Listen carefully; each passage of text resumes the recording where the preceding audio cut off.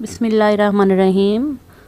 Welcome to the cook with Noore. आज हम आपके लिए कश्मीरी चाय पिंक टी की रेसिपी लेकर आए हैं। आजकल सर्दियों का मौसम है तो कश्मीरी चाय जो है वो बहुत ही ज़बरदस्त लगती है और बहुत ही बनाना भी इसको आसान है। झटपट ही इसका कावा तैयार हो जाता है। इसके लिए हमें जिन चीज़ों की ज़रूरत है नोट कर लीजिए।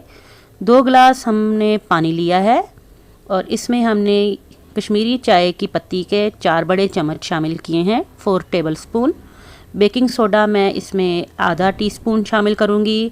और ये मेरे पास इलायचियां हैं 2 से 3 अदद और एक जो है स्टारनीस या आप इसको बादिया खताई कहते हैं वो डाली है। और बेकिंग सोडा, नमक और चीनी इसमें ऐड करेंगे। चीनी जो है 1 चम्मच डाल लीजिए और 1 पिंच नमक डाल लीजिए इसमें। और बेकिंग सोडा जो है इससे इसका कलर बहुत ही ज़बरदस्त आएगा।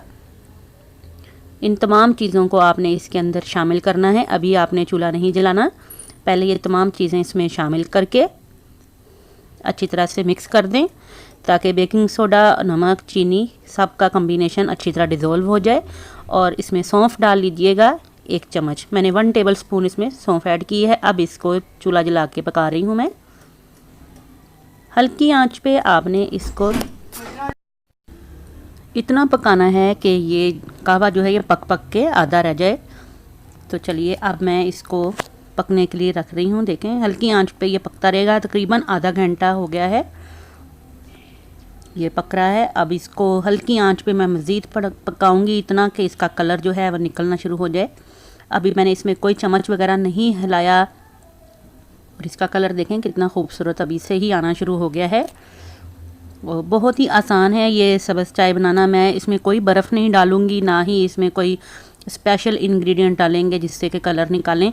बहुत आसान ट्रिक है इसको बनाना। और इसको बोतल भर कर आप कावे को फ्रिज में भी रख सकते हैं 15 से 20 दिन के लिए ईज़िली।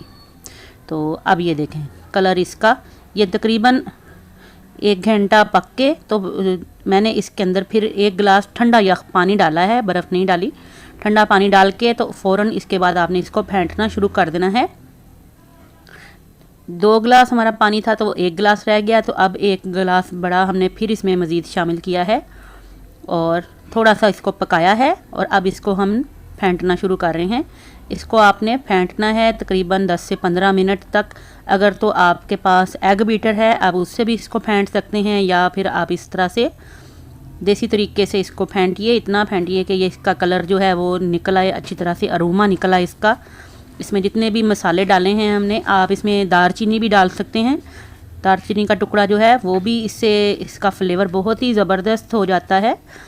तो मैंने इसमें बादिया खताई डाली है जो कि हमारे सर्दियों में बलगम रेशा भी नहीं बनने देती और इस चाय के जो है बादीपन जो है उसको भी दूर कर देती है। और सौंफ भी जो है वो भी आपके लिए बहुत अच्छी है, यानी ये एक हर्बल टी भी बन जाती है और कश्मीरी चाय भी।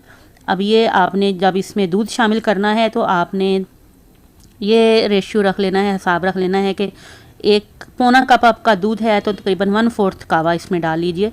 मैंने अब ये बना के तो फ्रिज में 15 से 20 दिन के लिए रखा है। तो जब मुझे ज़रूरत होती है मैं तकरीबन इसमें डाल के तो बना लेती हूँ चाय।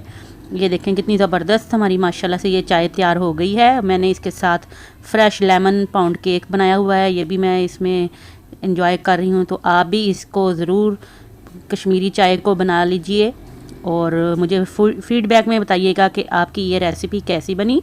दुआओं में याद रखिएगा। फिर हाज़िर होंगे। अल्लाह हाफिज़।